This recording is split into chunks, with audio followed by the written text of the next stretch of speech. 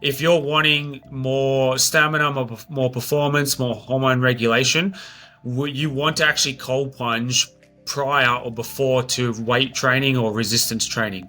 And you actually don't want to be cold plunging directly after doing any heavy resistance training or muscle building type training, because it Mm. actually decreases the muscle tissue's development. So, and these are all science-backed clinical studies now that we understand the benefits of cold plunging before and after.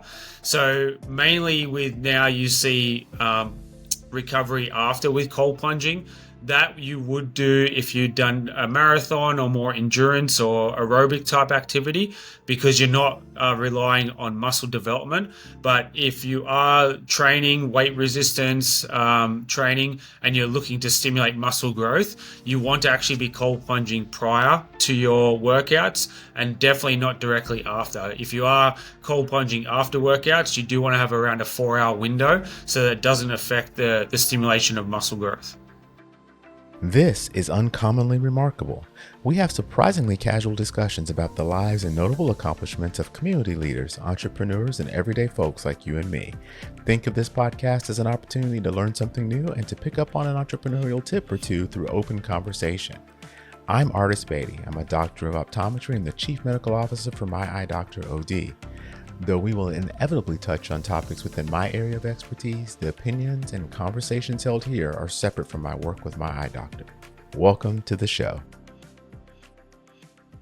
Troy, welcome to the show, man. It's great to see you. We've connected a little bit back and forth via email and text, and so it's great to have you on the show. I'm really excited about all the discussion we're going to have today. Yeah, thank you very much. I appreciate you having me on the show as a guest. Very honored to be here, and look forward to our conversation and talking a bit more about what we do and how we can incorporate that into the world of health and wellness.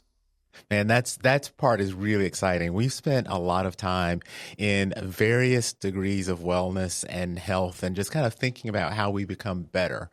We've talked about traditional Chinese medicine. We've talked about functional medicine. We've talked about nutrition, mental health, exercise. And so combining all these things together, I think people are getting a sense of what they can do to become the better versions of themselves. And so having you on and kind of talking about culture, I think is going to be really, really integral to that. So why don't you start by telling us a little bit about yourself and what it is that you do today? Yeah, so I'm originally from Australia. I actually immigrated out here about 5 years ago. My wife's American.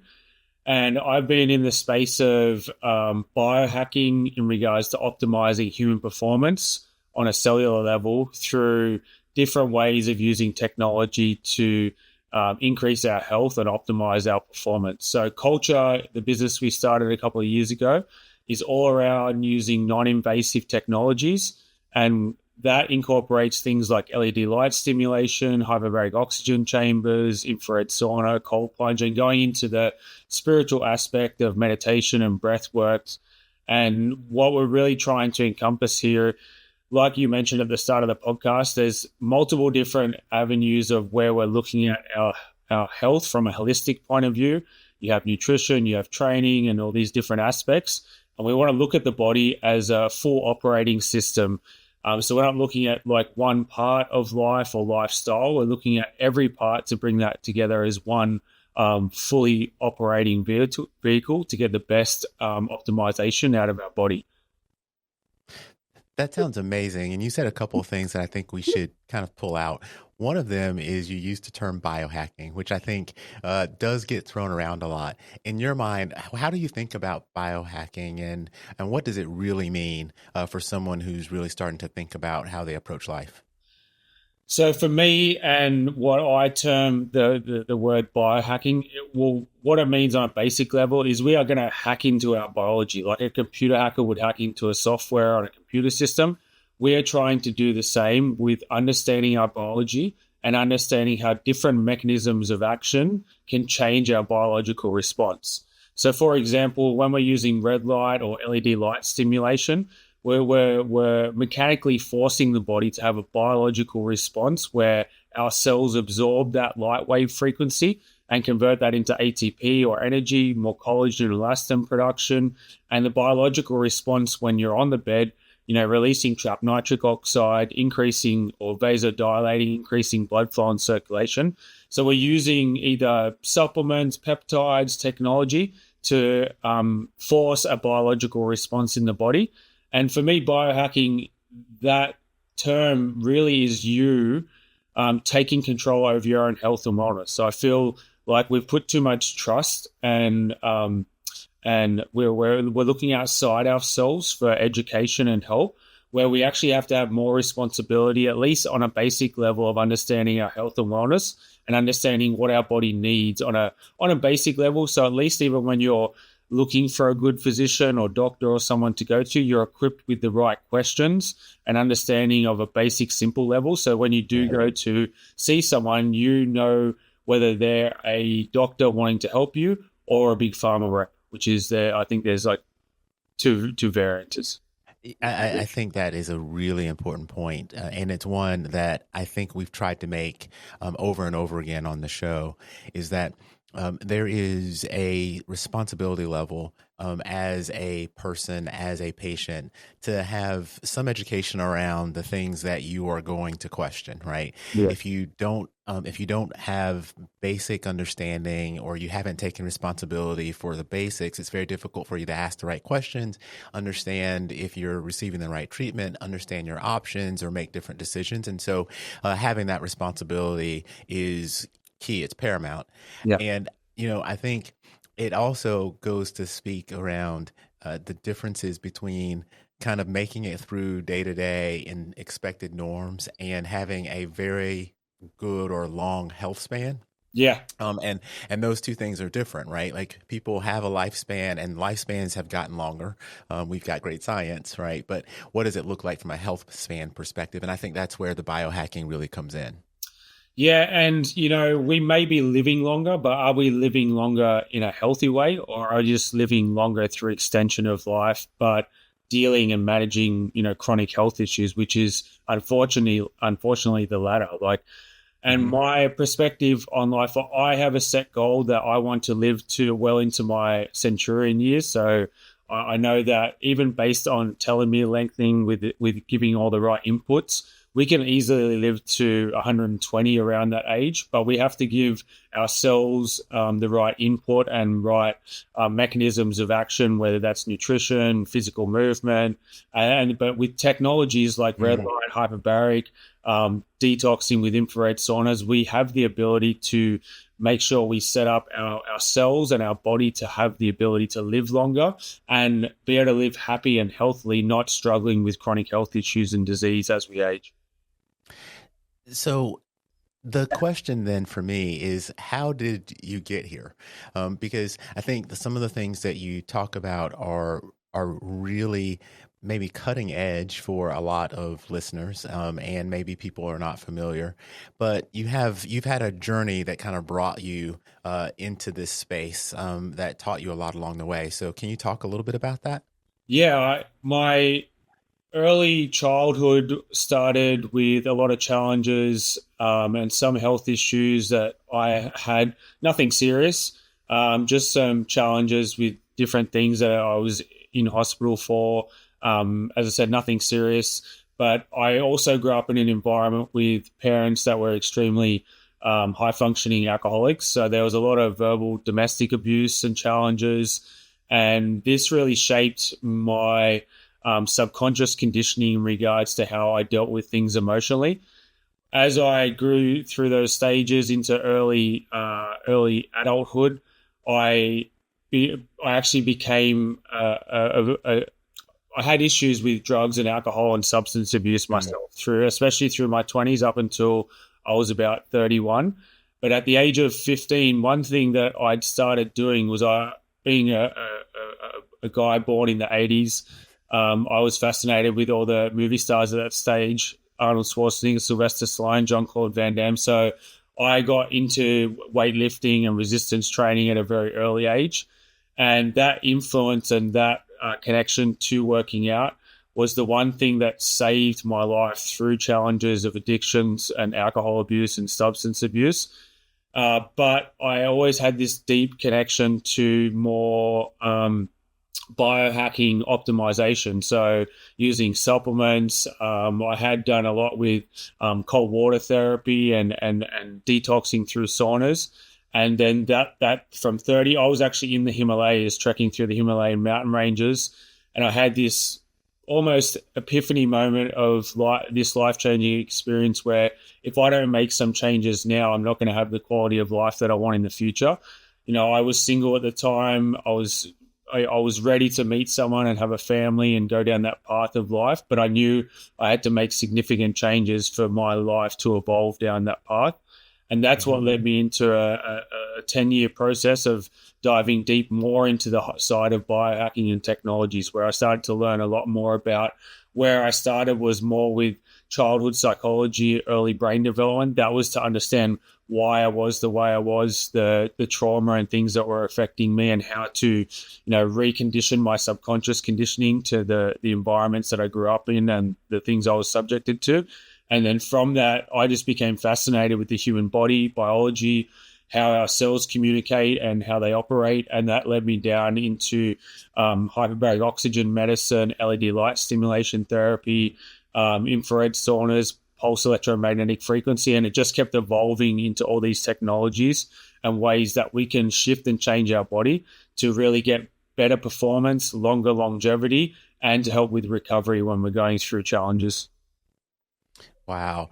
And then as you kind of went through the personal journey of discovery and learning, where was the inflection point where you decided that you needed to share this with others and start developing culture as a place that people could actually have access to some of these things? Yeah, so it was about 5 years after that trip to the Himalayas, where at the time I was in Australia, we have a strong culture with what's called fly in, fly out work because of the mining industry. Mm, So my background was in instrumentation, electrical work, and I also mixed that with personal training. I was a sports massage therapist. So I worked in a few different fields, one connected to health and wellness, and one connected to electrical instrumentation work where you're monitoring process plants. And when I started learning more about biohacking and technology, I came to the conclusion that I wanted to be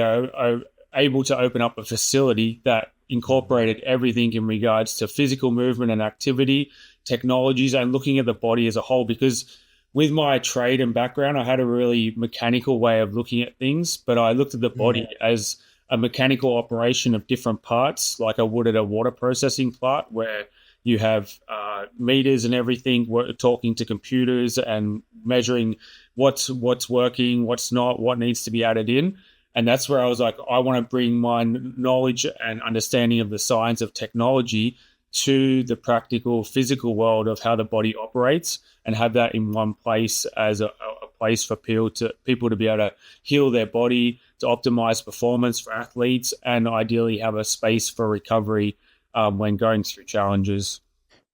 I mean, I think it sounds amazing the way that you've kind of the building blocks, right? So, I love that the personal experience really you didn't know it at the time, but was really setting a foundation.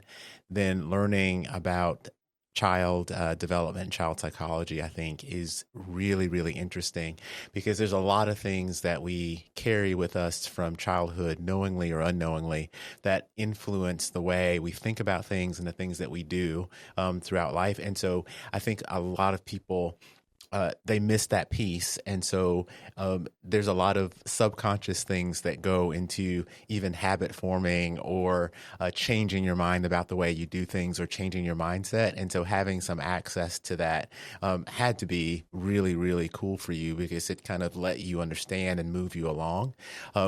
When it comes to working with clients or people coming into the clinic, how do you think about that for them holistically? Because a lot of them maybe have not had access or really even thought about that piece of their development, which may be holding them back from getting to where they want to go. Yeah, and that's a very important piece. A lot of people don't understand how powerful our brain is in regards to even our thoughts. Our thoughts become things, and I tell people that our psychology is our biology. Even coming into a multi-million dollar facility where they have all the best equipment, if you don't have the right thought process in regards to your ability to heal your body, which all starts out with your thoughts and your brainwave activity, then your brain will basically not allow your body to heal as best it can with Mm, the external inputs that we can give through technology and different treatments. So when we're profiling people going through a wellness evaluation, we are looking at more than just the symptoms they present with. We're looking at their lifestyle as a whole so that we can direct them in the right direction for healing. And that comes down to everything. So we're questioning them about their environments, the people they spend their time with, their media mm, consumption, everything down to how much sleep they have, water consumption, nutrition. So we're looking at everything as a lifestyle whole.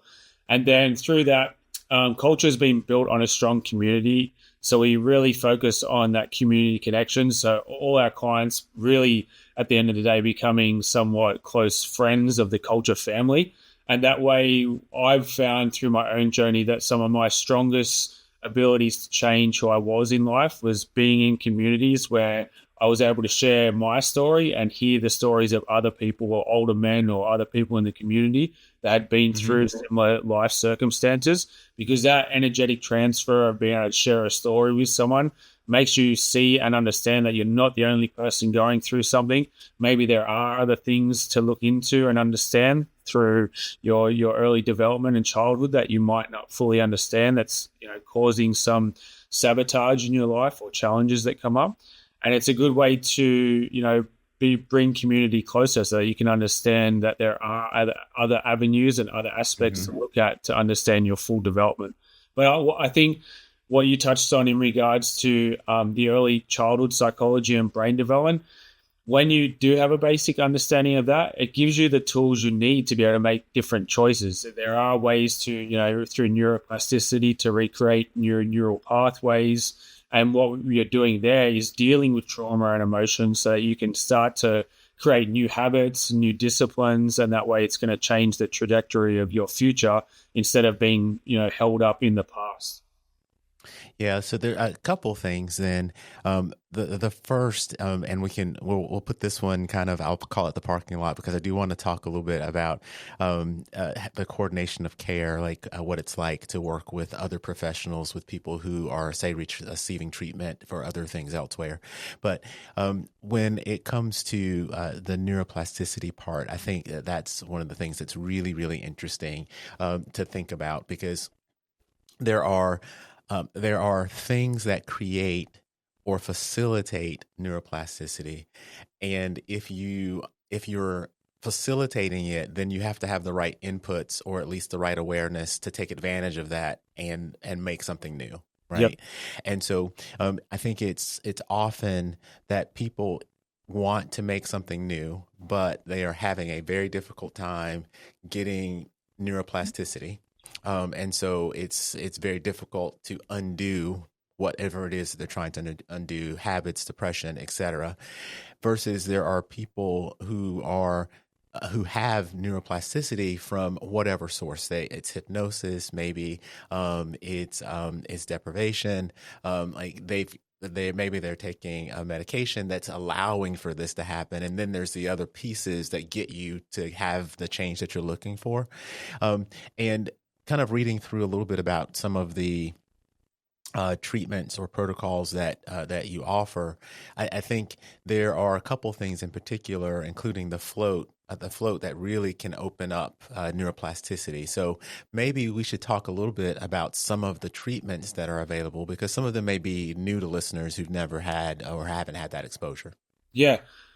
Yeah, so we you mentioned float therapy, and the reason I actually have float therapy here is during my journey and change when I had that moment in the Himalayas and I wanted to make a change and shift. One of the first therapies that I actually did was a float therapy through a float center where I lived at the time, and I was working with a energy healer counselor in conversation and counseling, talking about things. She was created a safe space for me to be able to dive a bit deeper into understanding some of the aspects of childhood and growing up and how that could affect me. And I was doing that in combination with float therapy, which is where I had some of my biggest releases of trauma and understanding of the past. So, for listeners not understanding what float therapy is, it's also known as a sensory deprivation tank.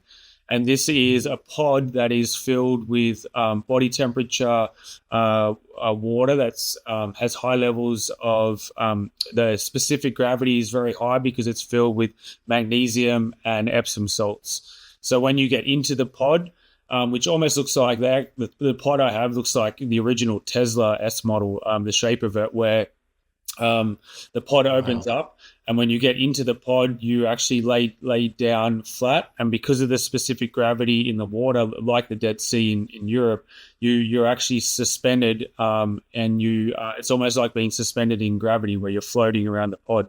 But with the sensory deprivation, the pod does close, the lights go out, and you go into full darkness. So you're basically disconnecting from all outside sensory connections. And this is where you can go into really deep meditative state. Now, I have had two experiences being in a pod.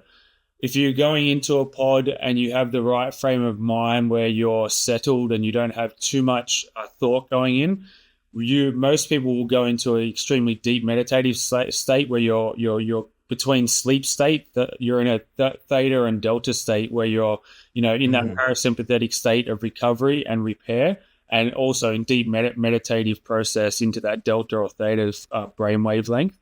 But if you are, I've had other times where I've had so much going on mentally that I can't relax and disconnect.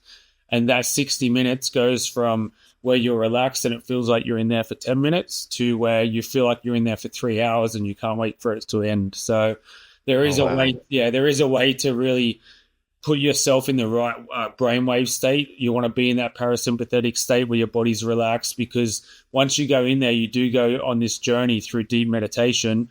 And I would do breath work practices in there to take me even deeper at the earlier beginnings of the float session, so that when I would go through these deep meditative states, you're actually starting to see things a lot clearer, almost similar to people that what they report to having when they do plant medicine ceremonies or use Mhm. psychedelics to manage trauma.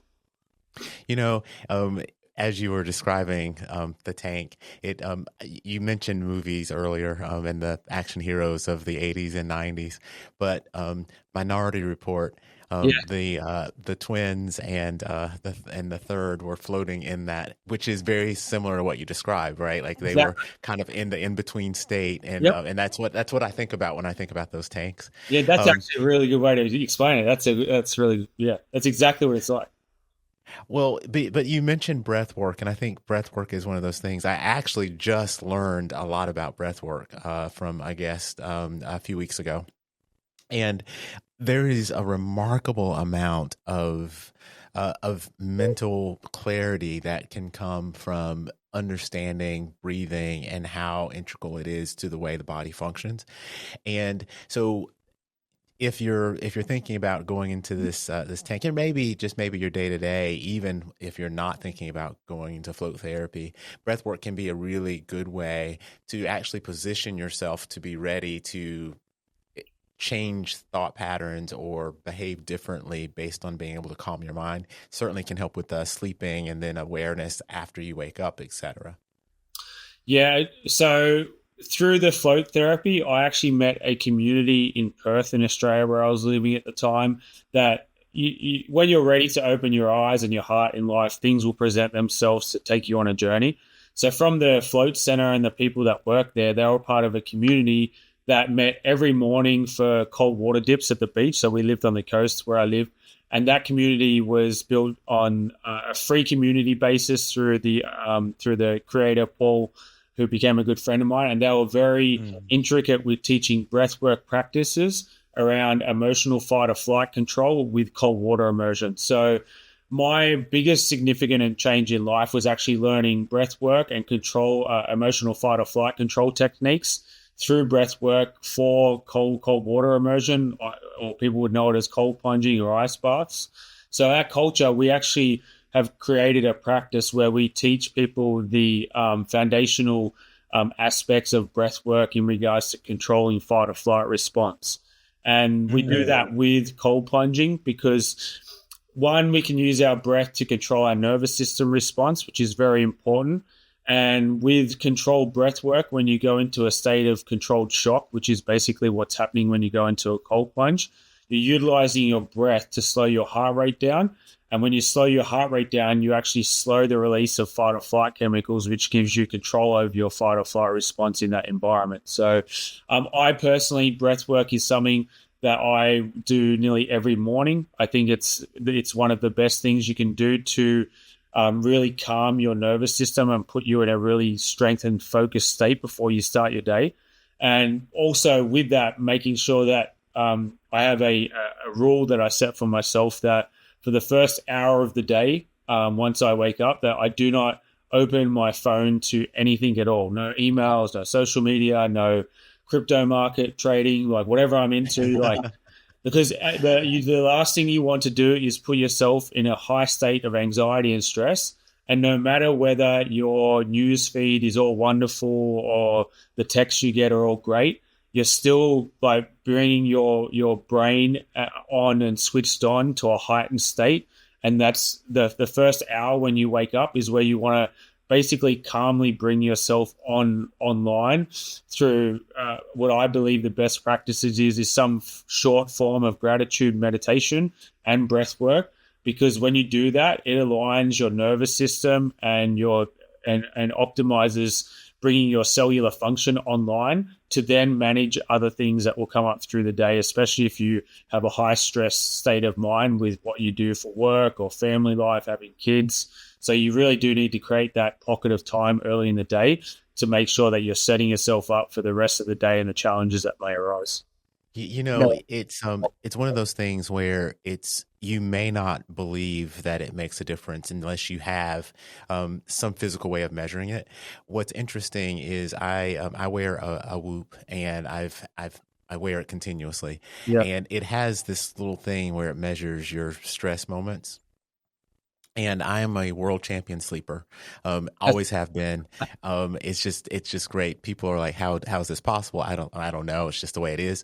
But if I wake up and immediately do something, even things that I find really fun to do, like solving the Wordle, Yeah. you can see these little spikes in stress during those periods and those types of things right after you wake up. Yeah. And so while I'm not good at going a whole hour, I have learned that it's best not to just immediately open your eyes and start doing things Yeah. on the phone, because it does set the tone for the rest of your morning, which to me are precious, right? Like I start my mornings at about 4:15 a.m. and it's the time where it's quiet and you can read and kind of think about the day ahead. And if you mess it up, then you've messed it up. And so that's a really good point.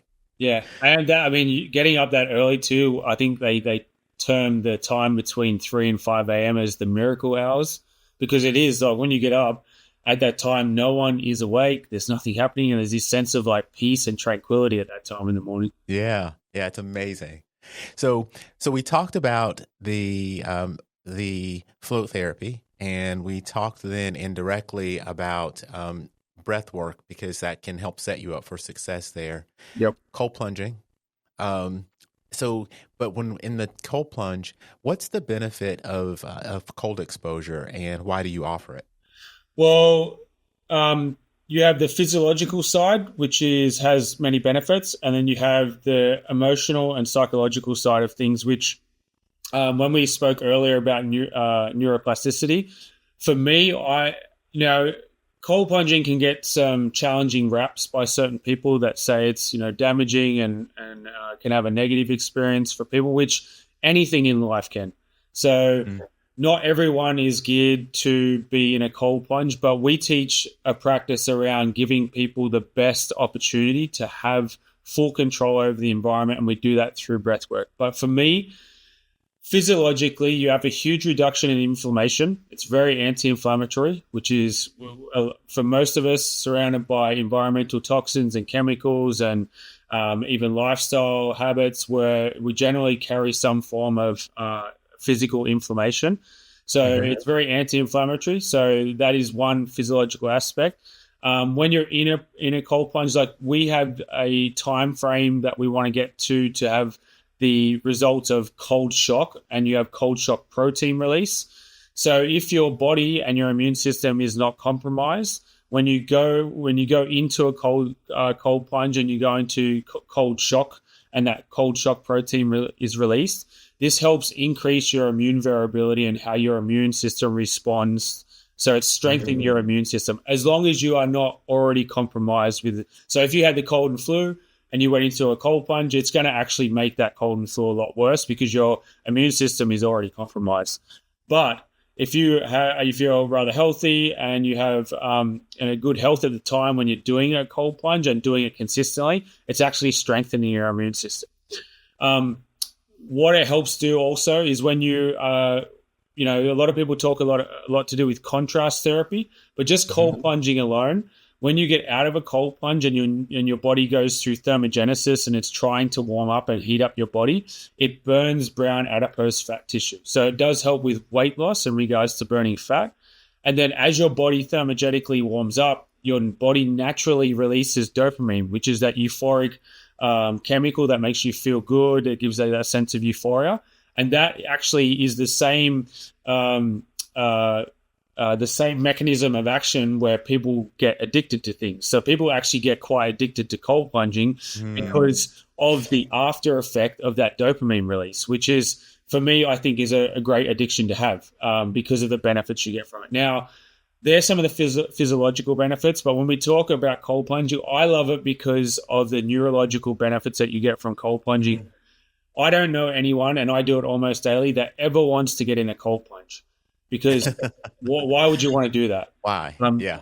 But when you inherently do something that you don't want to do, like cold plunging, you start to rewire your brain through neuroplasticity of how you manage stress, how you manage confrontation, and how you manage challenges, because you're inherently doing something that your brain is telling you not to do. And not only are you doing that, when you get in and you go through that first part of shock, you're actually having to push back against your fight or flight response, because your fight or flight response is like, this is dangerous, let's get out of here. This is dangerous, let's get out of here. And for some people, they go into what feels like pain because your body is having a chemical release of a chemical to make you feel like you're in pain because it wants you to get out. And that's why we teach breath work, because your breath controls your heart rate, as I said. Your heart rate brings down that chemical release of fight or flight chemicals. And then you can actually, for me, cold plunging, it takes me about 10 seconds to have that adjustment period. And then for me, I go into a meditative state where I'm just in a certain state of mind. And I listen to, do you know who Eric Thomas is, the motivational speaker? He's one of my favorite motivational speakers of all time. He has a lot of I can, I will, I must type videos. So I listen to that with the intention of setting my intention for the day and setting my visual intention for the things that I'm working towards. So it becomes a deep subconscious visualization meditation practice because when you go into a cold plunge, there's one thing that does happen. You don't think about any troubles that you have in your life. They're gone. They're out the window. Well, that is absolutely fair, right? Like, and it's interesting to me because, I mean, everything has a starting point, but cold plunging really started with athletes looking to have a high level of recovery, right? And it's kind of transitioned from just athletes to being something that an everyday person might think about in order to better themselves. And so so these benefits that you describe are really those types of things that people are seeking in order to kind of take themselves to the next level. Yeah, I just want to touch on what you shared then because it's very important. I get asked this quite a lot. You are right. We mainly saw cold plunging as something athletes were doing after a workout, which is, I mentioned it's about reducing inflammation, which is helping speed up recovery. But now that it's such a well-known therapy and a lot of people are doing it, now we have a lot of science around that. one of the physiological benefits, and it does come around how you use cold plunging, is specifically in men with hormone regulation and the increased Mm, natural testosterone production. But to do that, it's very important in regards to how you utilize cold plunging. So if you're wanting more stamina, more performance, more hormone regulation, you want to actually cold plunge prior or before to weight training or resistance training. And you actually don't want to be cold plunging directly after doing any heavy resistance training or muscle building type training, because it mm. actually decreases the muscle tissue's development. So, and these are all science-backed clinical studies now that we understand the benefits of cold plunging before and after. So, mainly with now you see recovery after with cold plunging that you would do if you'd done a marathon or more endurance or aerobic type activity, because you're not relying on muscle development. But if you are training weight resistance training and you're looking to stimulate muscle growth, you want to actually be cold plunging prior to your workouts and definitely not directly after. If you are cold plunging after workouts, you do want to have around a 4 hour window so that it doesn't affect the stimulation of muscle growth. Man, that's incredible advice, and that's not something you get often, right? Like, and if people are kind of thinking about, oh, I because there's so many now commercial cold plunge devices you can bring to your house, and people may be out looking to get these things and set up their own tank, but understanding how to use them properly to get the result that you're looking for is really, really important. Yeah, and I'll share one quick case study story. So I had a client who found us, was interested in cold plunging. He came here, I taught him our breathwork practices, and he got right into it, loved it. And at the time, him and his wife were trying to have children. So they're having some, just challenges. So that he was doing all his fertility testing, and his testosterone levels were extremely low. They were under 400. And so he started. I told him about the way of cold plunging to increase natural testosterone production. So he cold plunged every day, 5 days a week before he would go to the gym, before he went to work. And after 3 months, he went back and had his blood work done. And his doctor almost fell off his chair. He's like, "What have you been doing? Your T levels are through the roof." And he just told him what he'd been doing, and the doctor couldn't believe like how much his natural testosterone levels had gone up. It was without any influence of external influence such as therapy, testosterone replacement therapy, because obviously that affects your fertility. And Right. so it does work. I've had case studies in person in my facility. It's not just clinical studies and trials that I've read. I've actually used this for men to increase their natural testosterone production. How crazy. That's awesome. And so let's see, there was a couple of other things though that I saw from a therapy perspective that I maybe wanted clarification on from you. One of them was saunas, Yep. because I think you have red light saunas or red light sauna therapy. So we have Um, infrared saunas. Oh, that's it. That's right. Infrared. And with what is the difference between the infrared and traditional heat, and why is the infrared better? So with a traditional sauna, like a steam room or hot rock room, you're being heated up from the outside. So you're using external heat to heat the body up. And a lot of people don't know that when we sweat, that is actually our fight or flight response to try and cool our body down, because our body's getting hot. So it's releasing fluid from the body to try and cool our body down. Now, with an infrared sauna, you're in a sauna that's emitting infrared wavelengths of light. Now, with infrared wavelengths of light that do not have any color spectrum, so unlike red light that is clearly red or blue light that is clearly blue, infrared has no wavelength, no color spectrum to it, so you can't see it. But when you're in an infrared sauna, those light wavelengths are hitting the tissue, penetrating the tissue, and getting down to a deeper layer. So it's almost heating the tissue up, or like being in an oven almost for a human body, where it's heating you up more from the inside out. And in a sauna, well, ideally there is a huge amount of clinical studies and trials over 30, 40 years especially from some of the European countries where they use sauna traditionally on a regular basis. Where if you're sauning up to 4 or more times a week, seeing up to a 40, 50, 60% decrease in all-cause mortality, such as cardiovascular disease, heart disease.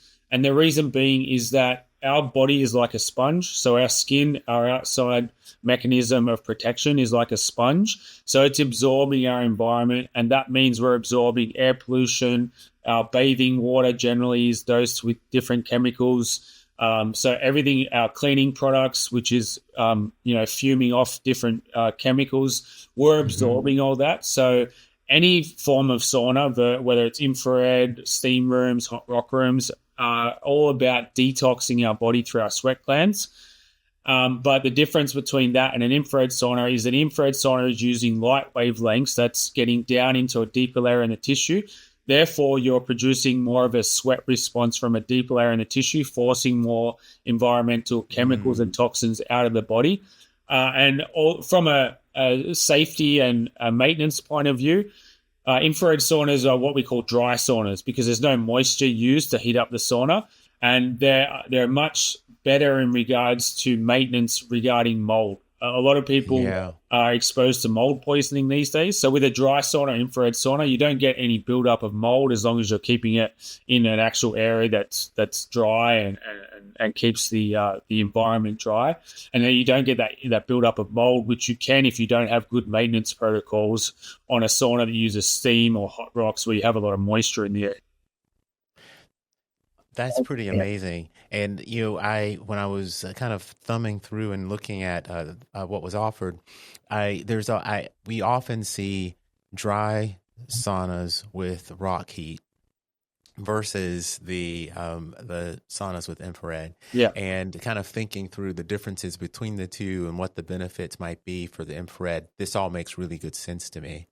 So of the things that we've talked about so far, we haven't talked about the oxygen chamber, and so I think that's one of your favorites. And so, why is it one of the things that I think I've heard you say? If you could do one, this is the one you do.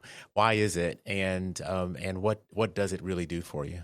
So, hyperbaric oxygen therapy is where you're pressurizing a chamber. You're inside a physical chamber. Now, they come in, you can get multi-place chambers or single-place chambers, and they're all different shapes and sizes. But think of it basically being in a mini submarine, so a cylinder tube that is being... Now, the thing with hyperbaric medicine is you have what is termed as a hard shell chamber or a soft shell chamber. A hard shell chamber means the outside makeup of the chamber is hard, and the reason for that is being able to build pressure to a higher pressure range. A soft shell chamber will look more like a canvas bag that sort of you get inside of and zip up, and that is, because it's obviously a canvas bag, it can't be pressurized to much higher pressure ranges. Now, what is happening in a hyperbaric oxygen chamber is you're building pressure around the body, and in our chamber is pressurized with normal air. So the air we actually breathe in normally, like we are now, only 21% of that is actually oxygen that our body utilizes for us to be able to breathe. But oxygen is very important for cellular energy activation or ATP production. So think of energy. Think of oxygen as energy, and everything that we consume, whether it be food, is turned into energy. Oxygen is turned into energy. So we're basically giving ourselves an input for more energy production within our body and our cells. And we are made up of trillions of cells, but that does not mean all the cells are the same. We have skin cells. We have our cells our organs are made up of different cell tissue. Our muscles are made up of different cell tissue. But how those cells communicate is vastly determined by how much energy they can produce. And all your cells are communicating and operating together in unison. That's why we want to look at the body as one cellular system made up of different cells.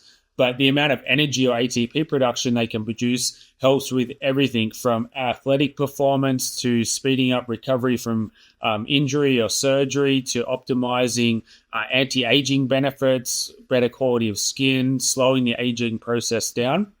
So what happens is that mechanism of action is when you're in a chamber being pressurized, we have an oxygen concentrator that you're breathing in 95 to 100% oxygen. Now, as you breathe in these high levels of oxygen, that is being saturated into your blood plasma. So our blood is made up of blood plasma, which is the liquid portion of our blood, which is like our network system that's moving nutrients around the body. So our red blood cells and the nutrients we get for our food, but that plasma does not hold a high level of oxygen concentration until you go into the chamber where you have the laws of Boyle's and Dalton's gas, where a gas becomes liquefied and becomes saturated into that liquid, which is your blood plasma. And then under pressure, because you're under pressure, that blood plasma is then being forced into the tissue. So what you're needing, if your body has an inflammatory response, so you have injury or you've had a concussion and brain damage, what happens is we need, the area is hypoxic, means it's lacking oxygen to the area.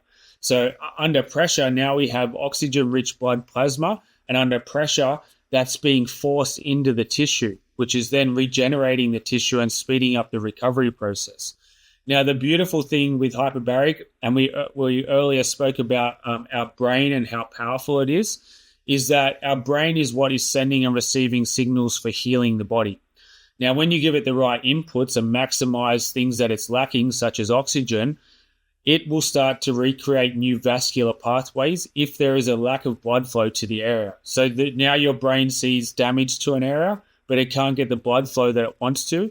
So when you're using the hyperbaric on a regular basis, it starts to reformate and recalculate and create new vascular blood pathways to feed oxygen-rich blood to the tissue so that it can regenerate it and bring it back to life the way it was. Outside of that, you actually get more stem cell mobilization from the bone marrow.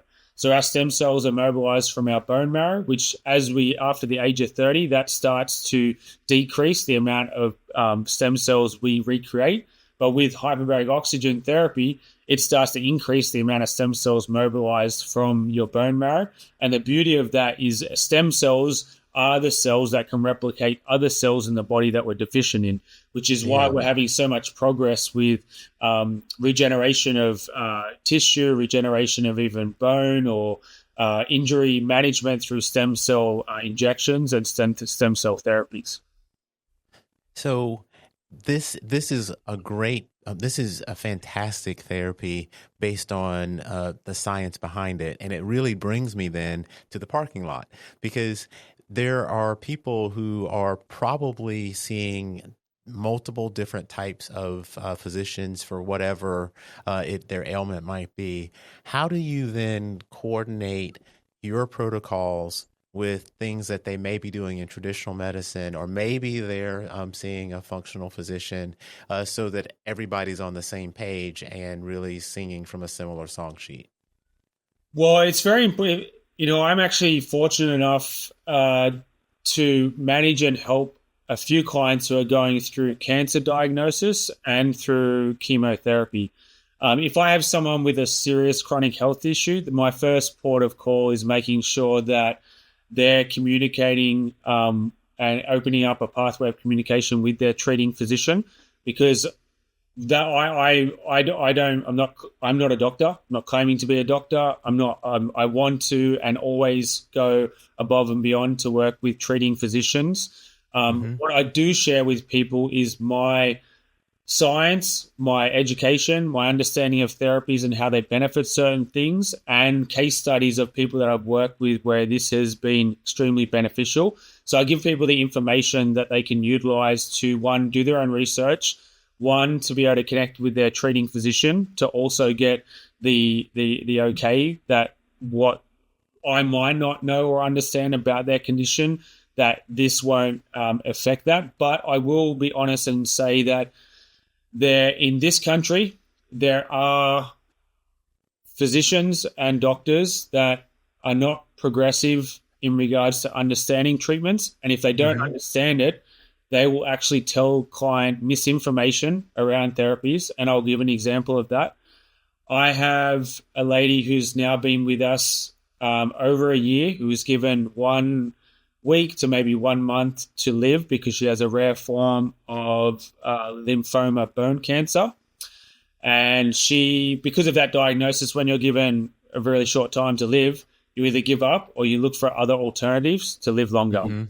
And she found us and was doing her own research about hyperbaric oxygen therapy and different treatments. And when she came to me, she told me that her oncologist informed her that she should not do hyperbaric because it could make the cancer more aggressive. Now, there is no studies or science or information that says that that is correct, and it actually promotes the complete opposite of what high levels of oxygen does to a cancer cell. Cancer cells are stimulated and grow because they survive on glycogen and a lack of oxygen. They're in a hypoxic environment. So oxygen acts as an antimicrobial and helps to kill off cancer cells or slow the growth of cancer cells. And that, in conjunction with other therapies and different cancer treatments, is what we utilize to help the body manage things like chemotherapy and chemo medicines, because your body is being destroyed as a whole while trying to fight and destroy the cancer. So when we're using oxygen, we're actually trying to regenerate the body, not the cancer, because the cancer will be slowed or does not survive well in an environment that has high levels of oxygen. But when she came to us, she couldn't go through chemotherapy anymore because her body was so depleted. And she spent 3 months doing my protocol using combined treatments, because I do combined therapy such as PMF, light stimulation, and hyperbaric, because they synergistically boost the effects of each other. After 3 months, she got transferred to the head doctors at UCLA, and all her test results came back optimal. So the cancer was less aggressive. It had stopped growing. She had all nodules on her lungs that had completely disappeared, and her lungs were back to 100%. And she was now healthy enough to go back to try chemotherapy to target the cancer itself, where she was so depleted that they couldn't continue. And through our treatments, we regenerated her body. Now, that for me is a beautiful story because we still have her. She's still going through it. But what I've now seen is that her body, after going through chemo again, isn't responding well to the chemotherapy, and once again making her more sick. So now she's at a critical point where she has to look for alternatives, but we now have a framework of knowing that for 3 months you weren't doing any medicines or meds or chemotherapy, and all your test results came back with positive optimal levels.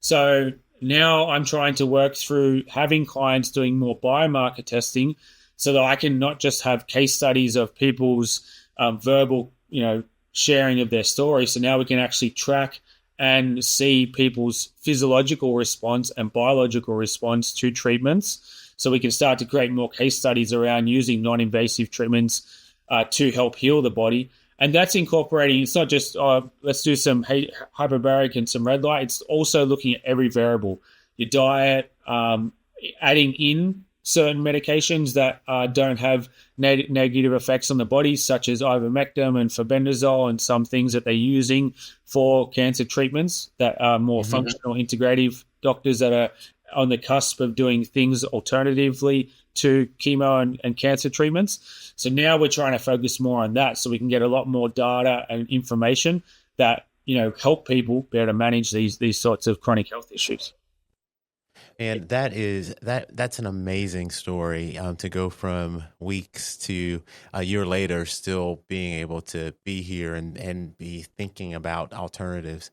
Yeah. If people are interested in learning more about any of the therapies or making decisions about how they want to dive into their lives, how do they learn more about you, culture, and start to get more information?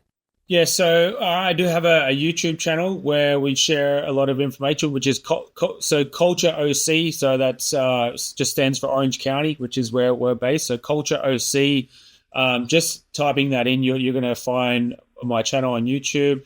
You'll find us on Instagram. We do a lot of educational stuff on our Instagram page. That's going to be the best place. But my advice, I've spent a big period of my life diving deep into the science and understanding and education of what I do now and bringing this together to help people. But when we spoke about being self-sustaining in regards to understanding your health and wellness, that's not me saying that you should use Google or Grok or AI and start diagnosing yourself. We have a lot of amazing doctors and physicians out there who are studied in Western practice, but bring in Eastern philosophies and understand the progressive growth of technology. So they look at us as a whole operating system and are not just trying to prescribe you a pill. So even though because I'm not a doctor, I'm not here to diagnose people. I'm here to help people and help manage certain symptoms and chronic health issues through the art of biohacking and understanding basic principles of how your body can respond, whilst working closely with physicians and good doctors who understand the deeper understanding of biology and how the human body processes different treatments. So I think it's very important, like we touched on earlier, yes, have self-education, but don't start to self-diagnose. You're supposed to be equipping yourself with the right questions, right understanding. So then not only can you find a good treating physician, the questions you ask will be able to weed out the ones that, as I said earlier, are good doctors who are wanting to help you because they're looking for root cause and looking for where it's coming from, rather than someone says, oh, you present with these symptoms, take this pill, it's going to save your life. That is a big pharma rep versus a doctor that says, okay, what does your sleep look like? Are you physically training? Do you do any exercise? We want to start simple and back to the basics before we start popping pills and cutting into people. 100%. Yeah. 100%. And that's really been the theme of the way we've talked about it here most often on the show. And I think the listeners really appreciate that perspective. Yeah. Troy, I have to thank you. It's been a fantastic conversation. And I think I've learned so many little things now that I can start to put together and kind of grow my knowledge around this. And so I will link Culture OC in the episode. So if people are moving about, they're driving or listening, they'll be able to click on it and get more information. But I love the advice that you give because it helps for people who may not be in Southern California or may not get to fly in, fly out as people have done before. So thank you again so much for spending part of your day with us. Oh, it's been an absolute pleasure. I really do appreciate, one, you having me on as a guest, but also what you're doing, because you creating a platform for multiple different people in different aspects of health and wellness to be able to share information to your listeners is one of the biggest things we need to shift the current state of we call the healthcare, but the sick care system here in the United States. And the only way that's going to happen is with people like yourself creating channels that we have where we can actually consume information, find out different ways of healing our body and living and lifestyle practices. So I really appreciate it and thank you for the work you're doing and having people like myself on. Well, thank you. I really appreciate that. And I actually like Southern California quite a bit. So the next time I'm there, I'm going to try to pop in and say hello. Oh, I'd love for that. I'd love for you to come in and check out the space. If you've made it this far, then I have to thank you for your time. I hope you've learned something new and enjoyed listening to the discussion as much as I enjoyed having it. I'd love to hear from you about the show because we're working really hard to bring you great content and the feedback really helps us get better. If you like what you've heard or watched, for those of you who are streaming out on YouTube, then take a split second to give us a thumbs up or a like. It really helps other people like you find the show too. And no one likes to miss out on the good stuff. So go ahead and subscribe and hit the notification bell so you don't have to wonder when or if there's a new episode. And until next time, stay remarkable.